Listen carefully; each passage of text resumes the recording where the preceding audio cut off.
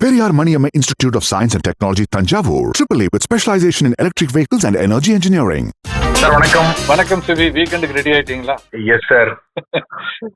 வழக்கம் போல நேர்கள் நம்ம ஷோவை பாராட்டுறாங்க. அதே சமயத்தில் நிறைய கேள்விகளை குவிச்சிருக்காங்க சார். நம்ம முடிஞ்ச அளவுக்கு பல கேள்வி பதில் சொல்லுவோம். நிச்சயம். போன வாரம் நம்ம பேசிருந்தோம் எல்ஐசிட்டு இருந்து முதலீட்டாளர்கள் என்ன கத்துக்கணும் அப்படின்னு.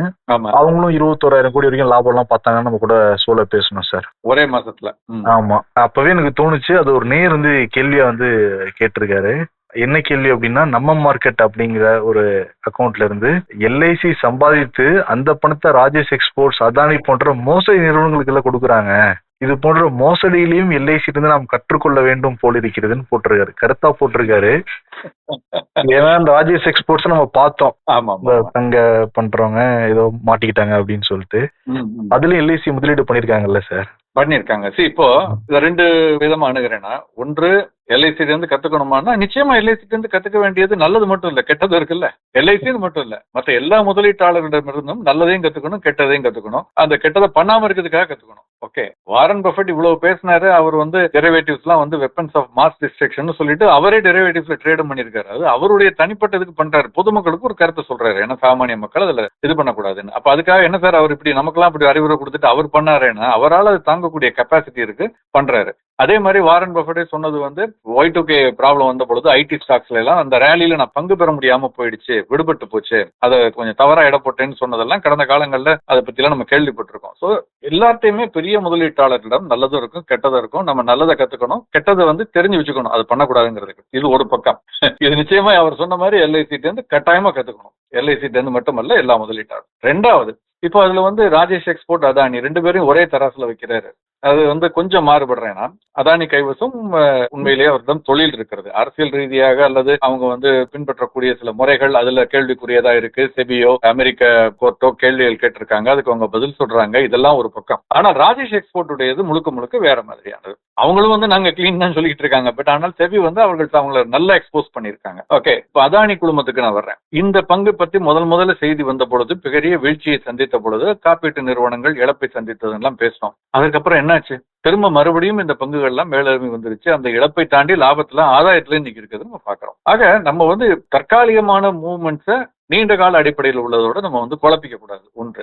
2வது சில அவங்களுடைய பயணம் கடந்த காலங்களை பார்க்கும் பொழுது, இன்னைக்கு நம்ம ரிலையன்ஸை பத்தி அதிகம் பேசுறது இல்ல. 25-30 ஆண்டுகளுக்கு முன்பு இந்த மேல் என்ன குற்றச்சாட்டோ அந்த மேல அதே குற்றச்சாட்டுகள் வைக்கப்பட்டது, பல குற்றச்சாட்டுகள். அதை தாண்டி அவங்க வந்திருக்காங்க. ஓகே, நம்மளுடைய குறிக்கோள் எப்படி இருக்கணும்னா, நம்ம ஒரு முதலீட்டாளராக ஒவ்வொருத்தர் இதுல இருந்து நம்ம என்ன கத்துக்க முடியும், எதை நம்ம ஃபாலோ பண்ணணும், எதை பின்பற்றக்கூடாது அப்படிங்கிற அளவுக்கு நம்ம இருக்கணும். அந்த அடிப்படையில அவருடைய இந்த கேள்வி ரொம்ப முக்கியத்துவம் பெறுகிறது. நான் எல்ஐசிட்ட இருந்து பேஷன்ஸை கத்துக்கிட்டு இருக்கேன். எவ்வளவு இறங்கினாலும் கவலைப்படாமல் தொடர்ந்து நல்ல தரமான பங்குகள்ல முதலீடு செய்யணுங்கிறத கத்துக்கிட்டு இருக்கேன். சில நேரங்கள்ல தவறான பங்குகளில் முதலீடு செய்யக்கூடாது அப்படிங்கறதையும் நான் கத்துக்கிட்டு இருக்கேன். சோ நிச்சயமா எனக்கு பல குருக்கள் இருக்காங்க. அந்த மாதிரி எல்ஐசியும் ஒரு குரு தான். சார், இந்த எல்ஐசி போன்ற பெரிய நிறுவனங்கள், அதுவும் பொதுத்துறை நிறுவனங்கள், தனிப்பட்ட முறையில் யாருமே முடிவெடுக்க முடியாது. ஒரு பெரிய டீம் எக்ஸ்போர்ட்லாம் இருந்துதான் முடிவெடுப்பாங்க.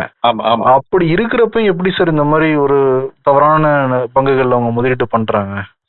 தவறான பங்குகள் முடிவு பண்ணக்கூடாதுன்னா பிக்ஸட் டெபாசிட் போடணும், பாண்ட்ல முதலீடு பண்ணணும். தனியார் வங்கிகள் வெளியிட்ட பாண்டே இந்தியாவில் மத்திய ரிசர்வ் வங்கியினுடைய சட்டத்திட்டத்துக்கு உட்பட்டு வெளியிடப்பட்ட பாண்டே பூஜ்யமானதெல்லாம் நம்ம பார்த்திருக்கோம். சமீப காலத்துல நான் 20-30 வருஷத்துக்கு முன்னாடி சொல்லல, ஒரு சில ஆண்டுகளுக்கு முன்பு அப்படின்னு பார்த்திருக்கோம். அப்ப ரிஸ்கே எடுக்காமல் இருக்கணும்னா அப்ப என்ன பண்ணணும்? வீட்டுல பூட்டி வச்சுக்கிட்டு சும்மா உட்காந்துருக்கணும். அப்ப கூட திருடுப்போம். ரிஸ்க் எடுக்கணும், அது கால்குலேட்டட் ரிஸ்கா இருக்கணும். இப்ப இவங்ககிட்ட ஒரு டீம் இருக்கு, அந்த டீமும் தவறு செய்யலாம். அதைத்தான் நம்ம புரிஞ்சுக்கணும்னு நான் சொல்றேன். நான் கத்துக்க வேண்டிய பாடம் அதைத்தான் சொல்றேன். எவ்வளவு பெரிய டீம், எவ்வளவு பெரிய ரிசர்ச் டீமா இருந்தாலுமே அவங்களால ஒரு கெஸ் ஒர்க் தான் பண்ண முடியும். கடந்த கால செயல்பாடுகள், எதிர்கால எதிர்பார்ப்புகள், இது 2யும் ஒருங்கிணைத்து பண்றது. வாண்டடா பண்ற ஃப்ராட் வேற, ஜெனுவனா பண்ற மிஸ்டேக் வேற. 2மே நடக்கலாம். இப்ப இந்த மாதிரியான தவறான முடிவுகள் எடுக்கப்பட்டவர்கள் மீது கடுமையான அரசு நடவடிக்கை எடுக்கப்பட்டு கைது செய்யப்பட்டிருக்கிறார்கள். காப்பீட்டு நிறுவனங்களுடைய ஊழியர்கள், முதலீட்டு இந்த டிபார்ட்மெண்ட்ல இருந்தவங்க, அவங்களுடைய பாஸ் கைது செய்யப்பட்டு அவர்கள் மீது நடவடிக்கை எடுக்கப்பட்டிருக்கிறது. நீங்க யுனைடெட் இந்தியா இன்சூரன்ஸ்ல இருந்து பல காப்பீட்டு நிறுவனங்கள் என்னால குறிப்பிட்டு சொல்ல முடியும். அங்கிருந்த முதலீட்டு டிபார்ட்மெண்ட் இருந்தவங்களா இருக்கட்டும் அல்லது அவர்களுக்கு மேல இருந்தவர்களா இருக்கட்டும், சில தவறான முடிவுகள் எடுத்தார்கள் என்று அரசு கருதியதால். இன்னும் சொல்ல போனால் அவங்க ஒரு 4 முடிவு சொன்னாங்கன்னா அதுல ஒரு முடிவு தவறான தவறான முடிவுன்னு நான் நினைக்கல. நான் அதை இங்க சொல்ல விரும்பல. அது ஒரு நானே அந்த முடிவு எடுத்திருப்பேன். அந்த மாதிரியான ஒரு முடிவு எடுக்கக்கூடிய ஒரு சூழல்ல தான் அந்த முடிவு எடுக்கப்பட்டதுன்னு நான் நம்புறேன். ஆனால் அது 2-3 தவறான முடிவுகள், கேள்விக்குரிய முடிவுகளா இருக்கலாம். ஆனால் எல்லாத்துக்கும் சேர்த்து அவர்கள் மீது நடவடிக்கை எடுக்கப்பட்டதை கடந்த காலங்கள்ல பார்த்திருக்கோம். அதெல்லாம் நம்ம இக்னோர் பண்ணிடுறோம். நமக்கு ஒரு ஆதங்கம், கோபம், அந்த கோபத்துல எதையாவது நம்ம கேட்டுக்கிட்டு இருக்கோம். ஏன்னா அது ஒரு லாஜிக்கலான முடிவுக்கு வரல. இல்லை, இங்க இருக்கக்கூடிய லீகல் சிஸ்டம் அப்படி இருக்கிறதுனால ஒண்ணுமே 10-15 ஆண்டுகள் ஆகுது. அதுக்குள்ள ஒரு ஓய்வு பெற்று அல்லது அதுக்கு பிறகு ஒரு ஆளே இல்லாம போறக்கூடிய சூழல்லாம் இருக்கிறதுனால நமக்கு ஒரு ஆதங்கம், ஒரு கோபம், ஒரு வெறுப்பு. அதனால இப்படி கேள்விகள் நம்ம கேட்கிறோம். பட் அதை தாண்டி systems are there in place. Okay, அந்த ரிசர்ச் டிபார்ட்மெண்ட் அரசி ஆராய்ந்து முடிவெடுத்து தான் இதை பண்றாங்க. அதுல 2 தவறா போகும், 4 நல்லா இருக்கும். ஒரே ஒரு விஷயத்தை நான் கடைசியா சொல்றேன். இன்னைக்கு நான் உறுதியாக சொல்ல முடியும், இந்தியாவில் இருக்கக்கூடிய பெரும்பாலான காப்பீட்டு நிறுவனங்கள், நான் திரும்பவும் சொல்றேன், இந்தியாவில் இருக்கக்கூடிய பெரும்பாலான காப்பீட்டு நிறுவனங்கள் அவர்கள் செய்யக்கூடிய காப்பீட்டு தொழில பெருமளவு நஷ்டத்தை ஈட்டுகிறார்கள். அவர்களுக்கு சர்வைவ் ஆகிறதே இந்த பங்குச்சந்தை முதலீடு, ட்ரெஷரி ஆபரேஷன்ஸ். அது இந்த பங்குச்சந்தை முதலீடு இல்லை அப்படின்னா, ட்ரெஷரி ஆபரேஷன்ஸ் இல்ல அப்படின்னா இந்த காப்பீட்டு நிறுவனங்களை மூடிட்டு போக வேண்டியதுதான். அப்ப இந்த லாபத்துல இந்த நஷ்டம் போகத்தான் அவர்கள் அந்த நிறுவனத்தை நடத்துவதற்கு உதவியாக இருக்கிறார்கள் என்பதால் அதை முழுமையாக ஒதுக்குவதோ புறந்தல்வதோ முடியாது. அது அந்த தவறுகள் குறைய வேண்டும். அதற்கு இந்த மாதிரி வாய்ஸ் ரொம்ப அதிகமா இருக்கணும். ஒரு ஆதங்கத்துல அந்த கேள்வியை கேட்டிருக்காரு. இந்த மாதிரி கேள்விகள் அதிகமாக கேட்கப்படும் பொழுது பொதுவெளியில அவர்களுக்கு ஒரு அலர்ட்னஸ் வரும். உதாரணமாக எல்ஐசியினுடைய பங்குகள் பொதுமக்களுக்கு வெளியிட்டிருப்பதை நான் வரவேற்கிறேன்னு சொன்னேன். வெளிநாட்டினருக்கு வெளியிடுவதை தான் நான் எதிர்க்கிறேன். ஆனால் பெரும்பகுதியை அரசு வைத்துக் கொண்டு ஒரு சிறு பகுதியை பொதுமக்களுக்கு வெளியிடும் பொழுது நான் அந்த ஆண்டு பொதுக்குழு மீட்டிங்ல போய் நான் ஒரு 2 கேள்வியை கேட்க முடியும். ஏன் சார் இப்படி பண்ணீங்க, இந்த முடிவு ஏன் எடுத்தீங்க, இது தவறானதல்லான்னு ஒரே ஒரு பங்கு வச்சுக்கிட்டு என்னால அந்த கேள்வி கேட்க முடியும். நான் பாம்பேல அவங்களுடைய ஹெட் குவார்டர்ஸ் எங்க இருக்கோ அங்க இருந்தேன்னா என்னால கேட்க முடியும், எந்த நிறுவனமாக இருந்தாலும். ஸோ நிச்சயமா இது தவிர்க்கப்பட வேண்டியது, குறைக்கப்பட வேண்டியது. பட் இது முழுக்க முழுக்க தவிர்க்க முடியாதுங்கிறது நிதர்சனமான உண்மை. மகேஸ்வரன்கிற நேர் புரோக்கரேஜ் சார்ஜ் என்பது அரசு நிர்ணயித்த கட்டணமா அல்லது ஒவ்வொரு புரோக்கரேஜ் நிறுவனமே நிர்ணயித்துக் கொள்ளலாமா? ஆக்சுவலா ரெண்டுமே இல்ல. ஒரு பகுதி மட்டும் இதுல உண்மை. அரசு இதுல தலையிடுவதில்லை. பட் நம்ம சட்டத்திட்டங்கள் இருக்கு. SEBI securities contract regulation act, SEBI act, NSC, BSc, இப்படி பல பேருடைய கட்டுக்குள் இது வருகிறது. இதுல குறிப்பாக ஒரு டிரான்சாக்ஷனுக்கு 2.5% மேல சார்ஜ் பண்ணக்கூடாதுங்கிறது முன்பு இருந்தது. இப்ப எவ்வளவுன்னு தெரியல. 2.5%. ஆனா 2.5 இப்ப கேள்வியே கிடையாது. இப்ப யாருமே சார்ஜ் பண்றது இல்ல. 1% கூட கிடையாது. நானும் இது ஆரம்பித்த காலகட்டங்கள்ல சென்னை பங்குச்சந்தை இருந்த பொழுது 2%, 1.5%. நாங்க சப் புரோக்கருக்கு 1% சார்ஜ் பண்ணுவோம். அவர் 1% சார்ஜ் பண்ணுவாரு கிளையண்ட்டுக்கு. அப்படிலாம் ஒரு காலகட்டங்கள் இருந்தது. இப்பெல்லாம் 0.5%, 1/4% அப்படின்னு ஆயிடுச்சு. சோ அது கூட கிடையாது.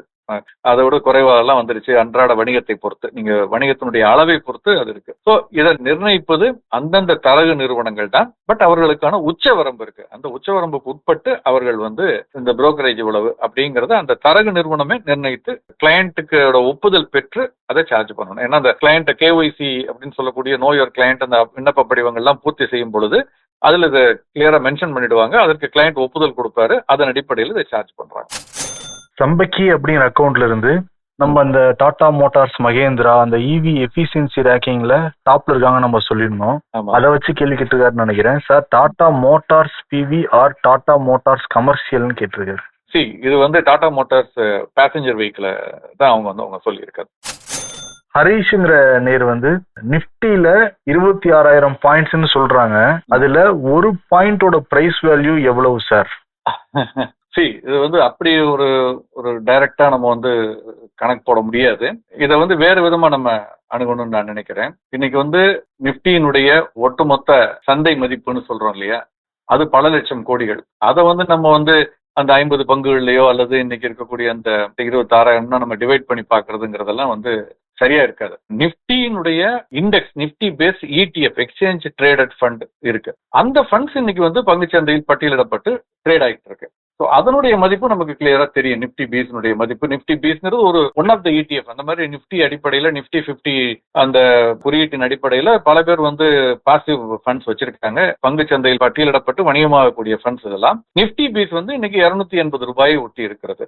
கிட்டத்தட்ட நீங்க அதை 100ஆல மல்டிப்ளை பண்ணீங்க 28,000 ஒட்டி இருக்கதா எடுத்துக்கலாம்னு வச்சுக்கோங்க. நிப்டி அவ்வளவு இல்ல, ஆனால் கிட்டத்தட்ட அதை ஒட்டி இருப்பதாக இந்த நிப்டி பீஸை வாங்கக்கூடியவர்கள் கருதுகிறார்கள். அதில் முதலீடு செய்யக்கூடியவர் கருதுனாலதான் அந்த 279 ரூபாய் 280 ரூபாய் கொடுத்து வாங்குறாங்க. இன்னைக்கு 280 ரூபாய் கொடுத்து நீங்க நிப்டியின் ஒரு சிறு பகுதியை நீங்கள் பெற முடியும் அப்படிங்கறதா உண்மை. 100 வாங்கினா 28,000 அதுதான். ஆனால் அதுவும் இந்த நிப்டியினுடைய அந்த ஒரு கேட்ட கேள்விக்கான மதிப்பா அப்படி நம்ம ஒரு பாக்குற பார்வை சரியாக இருக்காது. அப்படி பார்க்க முடியாது. ஜெய்ங்கிற நேயர் SIF ஸ்பெஷலைஸ்டு இன்வெஸ்ட்மெண்ட் ஃபண்ட் முதலீடு செய்வது நல்லதா? யாருக்கு இது பொருத்தமாக இருக்கும்? ஸ்பெஷலைஸ்ட் இன்வெஸ்ட்மெண்ட் ஃபண்டுங்கிறது வந்து சென்ற ஆண்டு அறிமுகப்படுத்தப்பட்ட ஒரு புது ப்ராடக்ட். ஆல்டர்னேட் இன்வெஸ்ட்மெண்ட் ஃபண்டுன்னு இருக்கு. அது குறைந்தபட்சம் 1 கோடி ரூபாய்க்கு மேல போடணும். அது வந்து ஹைலி ஸ்பெஷலைஸ்டு, பெரிய முதலீட்டாளர்கள் ரிஸ்க் எடுக்க தயாரோ, அதிக ரிஸ்க் எடுக்க தயாரானவர்களுக்கானது. அதற்கடுத்து 50 லட்சம் ரூபாய் குறைந்தபட்சம் நீங்க முதலீடு செய்யணும்னு போர்ட்போலியோ மேனேஜ்மெண்ட் ஸ்கீம்னு கொண்டு வந்தாங்க. நம்ம கொடுக்கக்கூடிய பணத்தை பங்குச்சந்தை மட்டுமல்ல, பங்குச்சந்தையில போடலாம், கடன் பத்திரங்கள்ல போடலாம், மற்ற கோல்டு ETF, சில்வர் ETFல போடலாம். அந்த மாதிரி போட்டு போர்ட்போலியோ மேனேஜ்மெண்ட் பண்ணக்கூடியதுன்னு வந்தது. அது 50 லட்சம் குறைந்தபட்சம், AIF 1 கோடி குறைந்தபட்சம். இதற்கு அடுத்து பாத்தீங்கன்னா மியூச்சுவல் ஃபண்ட் தான் இருக்கு. அது 100 ரூபா கூட போடலாம், 500 ரூபா கூட போடலாம் அப்படின்னு இருந்தது. இது போர்ட்போலியோ மேனேஜ்மெண்ட்டுக்கும் மியூச்சுவல் ஃபண்டுக்கும் இடையில் ஒரு ப்ராடக்ட் தேவைப்பட்டதாக செபி மற்றும் சந்தை இருப்பவர்கள் கருதினார்கள். அது வெறுமன அமௌண்ட் 50 லட்சம் 500 நடுவில் இருக்கணுங்கிறது இல்ல. அதை தாண்டி மியூச்சுவல் ஃபண்ட்ஸ்ல வந்து பொதுவாக லாங் ஒன்லி தான். மியூச்சுவல் ஃபண்ட் பங்குகளை வாங்குவார்கள் அல்லது கடன் பத்திரங்களை வாங்குவார்கள், விலை அதிகரித்த பிறகு விற்பார்கள், அல்லது விலை இறங்க போகுதுன்னு தெரிஞ்சா வித்துட்டு வேற இதுல முதலீடு செய்வார்கள். இதுதான் பண்ணுவாங்க. இதை தாண்டி வேறு ஒரு புதிய உத்திகள் இன்னோவேட்டிவா எதுவும் பண்ண மாட்டாங்க. சோ அப்படி பண்ணா அது ரிஸ்க் இருக்கிறதுனால அது பண்ண மாட்டாங்க. அதனால அந்த மாதிரியான ஒரு கேட்டகரி வேணும்ங்கிறதுனாலதான் 10 லட்சம் ரூபாய் குறைந்தபட்ச முதலீட்டுல SIF அப்படிங்கிறது நீங்க இன்வெஸ்ட் பண்ணலாம், ஸ்பெஷலைஸ்ட் இன்வெஸ்ட்மெண்ட் ஃபண்ட்ஸ் ஒன்னு கொண்டு வந்தாங்க. சென்ற ஆண்டு தான் அறிமுகப்படுத்தப்பட்டது. நான் சொன்ன மாதிரி ஆல்டர்னேட் இன்வெஸ்ட்மெண்ட் ஃபண்ட் வந்து குறைந்தபட்ச முதலீடு 1 கோடி, போர்ட்போலியோ மேனேஜ்மெண்ட் ஸ்கீம் குறைந்தபட்ச முதலீடு 50 லட்சம், மியூச்சுவல் ஃபண்ட் வந்து 100-200 ரூபாய் கூட போடலாம்னு இருந்தாலும் இது 10 லட்சம் ரூபாய் ஸ்பெஷலைஸ்ட் இன்வெஸ்ட்மெண்ட் ஃபண்ட்ல குறைந்தபட்ச முதலீடு 10 லட்சம் ரூபாய். இந்த 10 லட்சம் ரூபாய் வந்து எதில் முதலீடு செய்வார்கள் அப்படின்னா வந்து அதை பொறுத்து அந்த ஸ்கீம் இருக்கு. அதுக்கு வந்து நம்ம முதல்ல அது எத்தனை ஸ்கீம் இருக்கு, என்ன மாதிரி இருக்குங்கிறத முதல்ல நம்ம புரிஞ்சுக்கணும். இதுலயே வந்து பிராடா பாத்தீங்கன்னா 3 டைப் இருக்குதுன்னு நம்ம சொல்லலாம். முழுக்க பங்குச்சந்தை சார்ந்தது, அதற்கடுத்தது வந்து கடன் பத்திரங்கள் சார்ந்தது, அப்புறம் வந்து ஹைபிரிட்னு சொல்லக்கூடிய ஒரு டைப், அந்த மாதிரி இருக்குது. ஓகே, சோ இந்த டைப்ஸ்ல அந்த எந்தெந்த டைப் இருக்கோ அதுக்கு தகுந்த மாதிரி அந்த முதலீட்டினுடைய ஸ்ட்ராட்டஜி வந்து மாறும். உதாரணமாக இப்போ இந்த ஈக்விட்டியில பாத்தீங்கன்னா லாங் ஷார்ட் SIFன்னு இருக்கு, ஈக்விட்டி லாங் ஷார்ட் SIFன்னு இருக்கு. இதுல என்ன பண்ணுவாங்கன்னா வந்து பெரும்பகுதி பங்குகளில் முதலீடு செய்யப்படும். ஓகே, கிட்டத்தட்ட 80% வச்சுங்களேன். இந்த ஈக்விட்டி லாங் ஷார்ட் SIFங்கிறத வந்து குறைந்தபட்சம் 80% பங்குகளில் அல்லது பங்குகள் சார்ந்த முதலீட்டுல பண்ணணும். 25% டோட்டல் அசெட், அவங்கள்ட்ட இருக்கக்கூடிய அசெட்ல 25% மேக்சிமம் டெரிவேட்டிவ் ப்ராடக்ட்ல யூஸ் பண்ணலாம். இப்ப மியூச்சுவல் ஃபண்டுக்கும் SIFக்கும் வித்தியாசம் இங்கதான் வருது. மியூச்சுவல் ஃபண்ட்ல நான் சொன்னேன் வாங்க மட்டும் தான் முடியும், அதை அப்படியே விற்கலாம். ஓகே, மார்க்கெட் ஏறும்னு நினைச்சுதான் அவங்க பொதுவாக ஃபங்க்ஷன் பண்றாங்க. அதுல வரக்கூடிய லாபத்தை தான் அவங்க பாக்குறாங்க. மார்க்கெட் ஏறும் பொழுது வரக்கூடிய லாபம் தான் அங்க பிரதிபலிக்கிறது. ஆனால் சந்தை இறங்கும் பொழுதும் ஒரு லாபம் இருக்கிறது. அதை நம்ம எப்படி கேப்சர் பண்றதுங்கிறத SIFல அந்த ஸ்ட்ராட்டஜியை ஃபாலோ பண்ணுவாங்க. எப்படி அப்படின்னா, அந்த அவங்களுடைய டோட்டல் அசெட்ஸ், நெட் அசெட்ஸ்ல வந்து 25% உட்பட்டு டெரிவேட்டிவ் ப்ராடக்ட்ல எக்ஸ்போஷர் எடுக்கலாம். சந்தை இறங்கும்னு நினைச்சா வித்து வைக்கலாம். அப்ப விலை இறங்கும் பொழுது அவர்களுக்கு அந்த லாபம் கிடைக்கிறது. ஸோ இந்த ரிஸ்க் எடுக்கிறதுனால மியூச்சுவல் ஃபண்டை விட இது கொஞ்சம் ரிஸ்கியான ப்ராடக்ட். அதை நம்ம புரிஞ்சுக்கணும். மியூச்சுவல் ஃபண்ட் அளவுக்கு மியூச்சுவல் ஃபண்ட் முழுக்க பாதுகாப்புன்னு சொல்ல முடியாது, அதுலயும் ரிஸ்க் இருக்கு. பட் அதை விட கொஞ்சம் கூடுதலான ரிஸ்க் இதுல இருக்கு அப்படிங்கறத நம்ம புரிஞ்சுக்கணும். அதே மாதிரிதான் டெட், அதுல ஹைபிரிட்னு சொன்னேன் இல்லையா, ஹைபிரிட் லாங் ஷார்ட் SIF அப்படின்னு சொல்லக்கூடியது. அதுலயுமே இந்த மாதிரி வந்து பல மினிமம் 25% ஈக்விட்டி, 25% கடன் பத்திரங்கள் அப்படின்னு இருக்கு. ஸோ 50%, ஒரு 25% வரைக்கும் உச்சபட்சம். நான் சொன்னது முதல் ரெண்டும் குறைஞ்சபட்சம். ஹைபிரிட் லாங் ஷார்ட் ஃபண்ட்ல வந்து குறைஞ்சபட்சம் 25% பங்குச்சந்தை, 25% கடன் பத்திரங்கள். அதே சமயத்துல அதிகபட்சம் 25% வந்து இந்த டெரிவேட்டிவ்ஸ்ல, அதாவது விலை இறங்கும் நினைச்சு வித்து வைக்கிறதோ அப்படி அந்த மாதிரி பண்றது இருக்கு இல்லையா, அது. இது போக ரீட்ஸ் என்று சொல்லக்கூடிய real estate investment trust, InvIT, இதுலயும் அவர்கள் முதலீடு செய்யலாம். இதுதான் SIF. SIFன்னு எடுத்துக்கிட்டு பாத்தீங்கன்னா ஈக்விட்டி லாங் ஷார்ட் ஃபண்ட் இருக்கு, ஈக்விட்டி சார்ந்தது இருக்கு, ஹைபிரிட்னு சொல்லக்கூடியது இருக்கு, டெட் சார்ந்தது இருக்கு, இப்படி பலதரப்பட்ட ஃபண்ட்ஸ் இருக்கு. நம்முடைய ரிஸ்க் அப்பிடைட்டுக்கு தகுந்த மாதிரி ஈக்விட்டியோ டெட்டோ ஹைபிரிடோ இந்த மூன்றுல எது வேணுமோ சூஸ் பண்ணலாம். ஈக்விட்டியில ஈக்விட்டி லாங் ஷார்ட் ஃபண்ட் இருக்கு, equity top 100 long short fund இருக்கு. அதாவது டாப் 100 மார்க்கெட் கேபிடலைசேஷன்ல முதல் 100 பங்குகளை தவிர்த்து மிச்சதுல முதலீடு செய்யக்கூடியது இருக்கு. Sector rotation long short fund இருக்கு. அதாவது எந்த செக்டார் இன்னைக்கு வந்து இதா இருக்குமோ அந்த செக்டார்ல வந்து அதிகமான ஒரு முதலீட டெரிவேட்டிவ்ஸ்ல பண்றது, இது ஒரு பக்கம். டெட் சொன்னேன் இல்ல, அதுல டெட் லாங் ஷார்ட் ஃபண்ட் இருக்கு, sectoral debt long short fund இருக்கு. மூணாவது ஹைபிரிட் சொன்னேன், அதுல ஆக்டிவ் அசெட் அலோகேட்டர்னு சொல்லி அப்பப்ப மாத்திக்கிட்டு இருப்பாங்க. இன்னொன்னு ஹைபிரிட் லாங் ஷார்ட் ஃபண்ட் இருக்கு. சோ இப்படி பல்வேறு பங்குகள் இருக்கு. இதுல மெயினா நம்ம வந்து குறைந்தபட்ச முதலீடு 10 லட்சம்ங்கிறதையும், மியூச்சுவல் ஃபண்டை விட ரிஸ்க் கொஞ்சம் அதிகம், அதனால ஸ்பெஷலைஸ்ட் இன்வெஸ்ட்மெண்ட் ஃபண்ட் சொல்லியிருக்காங்க. அந்த ரிஸ்க் அப்பிடைட்டுக்கு தயாரானவர்கள் தான். ஏன்னா கையில் இல்லாத பங்குகளை விற்கக்கூடிய ஒரு ஸ்ட்ராட்டஜியும் அவர்கள் பின்பற்றுவார்கள்ங்கிறதுனால அந்த ரிஸ்க் இருக்கிறது போகணும். ஏன்னா இதுல பாசிட்டிவா ரிட்டர்ன் கொடுத்த ஃபண்டும் இருக்கு, நெகட்டிவா ரிட்டர்ன் கொடுத்த ஃபண்டும் இருக்கு. இந்த ஒரு வருஷத்துக்குள்ளே 1 மாச காலம், 3 மாச காலம் இப்படின்னு ஓராண்டு காலம்னு பார்த்தால் கூட பாசிட்டிவும் இருக்கு, நெகட்டிவும் இருக்கு. கிட்டத்தட்ட இதுக்கு ஒரு ஆல்டர்னேட்டிவ் சொல்லணும்னா நாட் எக்ஸாக்ட்லி சேம். ஈக்விட்டில ஆர்பிட்ரேஜ் ஃபண்ட் இருக்கு, பட் அதை அப்படியே கம்பேர் பண்ண முடியாது. ஏன்னா ஆர்பிட்ரேஜ் ஃபண்டுடைய சேஃப்டி லிட்டில் பெட்டர். அதுல ஷார்ட், அதாவது கையில ஸ்டாக்க வச்சுக்கிட்டு அவங்க ஷார்ட் போவாங்க, இதுல இல்லாமலும் போகலாம் அப்படிங்கிற ஒரு வித்தியாசம் இருக்கிறதுனால அதை நேரடியாக ஒப்பிடவும் முடியாது. சார், இந்த வாரம் நிறைய கேள்வி பதில் சொன்னீங்க. அதே மாதிரி நம்ம இம்பர்ஃபெக்ட் ஷோ வாட்ஸ்அப் சேனல்ல புத்தகங்களை தொடர்ந்து வந்து பரிந்துரைச்சுக்கிட்டு இருக்கீங்க. ஆமா, இப்ப நம்ம நேயர்களுக்கு எந்த புத்தகம் சார் இந்த வாரம் பரிந்துரைக்க போறீங்க? வாட்ஸ்அப் சேனலை பாருங்கன்னு சொல்லிட்டு விட்டுறலாம், பட் இருந்தாலும் சொல்றேன். நம்ம சென்னையை சேர்ந்த SEBI registered investment advisor RIA Priya Dharanidharan அவங்க எழுதின ஒரு புக்கு. ஆங்கிலத்தில், நிறைய நம்ம தமிழ்ல பேசிக்கிட்டு இருக்கோம், பட் இது ஆங்கிலத்தில், ஆனால் நம்ம ஊர் லாங்குவேஜில் நமக்கு புரியக்கூடிய எளிமையான வகையில் எழுதப்பட்ட ஒரு புத்தகம். Learn invest compound. புத்தகத்தினுடைய பெயர் learn invest compound, understanding business before buying stocks. அந்த பங்குகளை வாங்குவதற்கு முன்பு அந்த தொழிலை எப்படி புரிந்து கொள்வது, அதை அவங்க நடத்தக்கூடியது அப்படிங்கறத பத்தி இந்த பிரியா தரணிதரன் அவர்கள் எழுதியிருக்கிறார்கள் இந்த புத்தகம். இது ரொம்ப எளிமையான புத்தகம். இது வந்து ரொம்ப காம்ப்ளிகேட் பண்ணி பயமுறுத்தாமல், ஒரு உங்களுக்கு நினைவு இருக்கலாம், நீங்க படிக்கும் போது இருந்துதான் தெரியல, நாங்க படிக்கும் பொழுது தமிழ் புத்தகத்தை வாங்குறோம், பாட புத்தகத்தை வாங்குறோமோ இல்லையோ, முதல்ல கோனார் நோட்ஸ்னு ஒன்று வாங்கிடுவோம். அது மாதிரியான ஒரு கோனார் நோட்ஸ்னு சொல்லலாம். ஏன்னா அவ்வளவு எளிமையாக ஒரு பள்ளி மாணவர்களுக்கு அல்லது கல்லூரி மாணவர்களுக்கு சொல்லிக் கொடுக்குற மாதிரி ஏர்னிங்ஸ்னா என்ன, business growth, management quality, execution, இந்த மாதிரி பல விஷயங்கள் சொல்லி கொடுத்ததோடு இல்ல, ஒரு எக்ஸாம்பிள்ஸோட கொடுத்து சார்ட்ஸ் எல்லாம் கொடுத்துருக்காங்க.